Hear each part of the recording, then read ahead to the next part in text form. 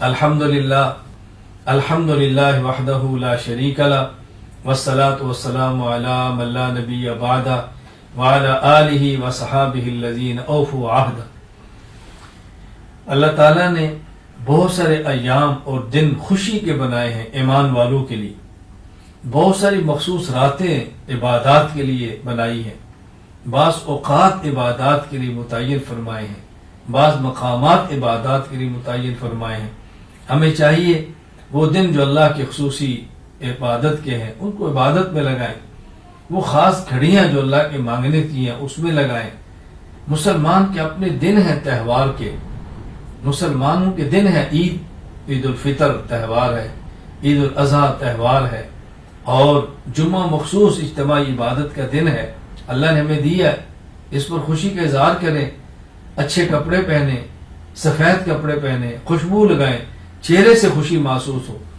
اور وہ دن جو کفار نے اپنے لیے متعین کیے ہیں وہ ہمارے دن نہیں ہیں، ہمیں ان دنوں سے بچنا ہے، ہمیں اجتناب کرنا ہے۔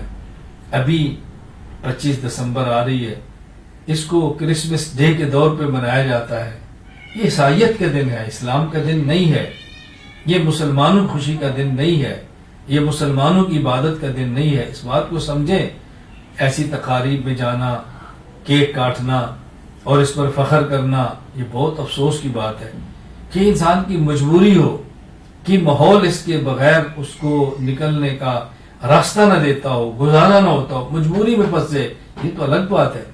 لیکن خوشیوں میں جانا، تقاریب میں شرکت کرنا، اس پہ کیک کاٹنا اور اس پہ خود ہدیے دینا، مبارکبادیں دینا، ہمیں اس سے اجتناب کرنا چاہیے۔ مسلمان کو اپنے اسلام پر فخر ہونا چاہیے، اپنے ایمان پر فخر ہونا چاہیے، رسول اکرم صلی اللہ علیہ وسلم کی مبارک تعلیمات پر فخر ہونا چاہیے۔ ہم نے اپنی تہذیب کو عام کرنا ہے، اپنے کلچر اور رواج کو رواج دینا ہے، ہم نے اس پر محنت کرنی ہے۔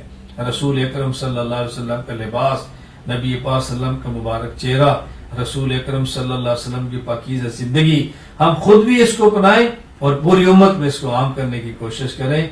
اسلامی تہواروں کو سمجھیں اور کفریہ تہواروں سے خود کو بچائیں اور دوسروں کو بچانے کی مناسب پیار سے، محبت سے ترتیب بنائیں۔ اللہ ہم سب کو رسول اکرم صلی اللہ علیہ وسلم کی سچے دین پر چلنے کی توفیق عطا فرمائے۔ وآخر دعوانا الحمدللہ رب العالمین۔